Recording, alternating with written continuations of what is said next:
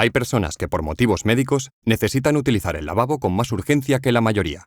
Esta situación les angustia tanto que afecta su calidad de vida, dejando incluso de hacer algunas actividades por miedo a no encontrar un lavabo cuando lo necesitan o si lo encuentran que éste no esté disponible. Con el fin de ayudar a estas personas a normalizar su vida, la Asociación de Enfermos de Crohn y Colitis Ulcerosa de Cataluña y la Unidad de Enfermedades Inflamatorias Intestinales del Hospital Dr. Trueta han ideado el proyecto No Puedo Esperar, creando una tarjeta que les permite el uso urgente y gratuito de los numerosos lavabos disponibles. Pero, ¿cómo funciona el proyecto? Se trata de una iniciativa que su éxito recae en la colaboración y la solidaridad de muchos voluntarios. La asociación emite las tarjetas y las entrega a las unidades de enfermedades inflamatorias intestinales o servicios de digestivo de los hospitales que colaboran con el proyecto.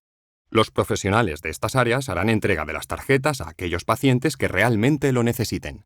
Pero para que estas tarjetas funcionen correctamente y los pacientes puedan acceder a los lavabos, primero se han de establecer acuerdos con los propietarios.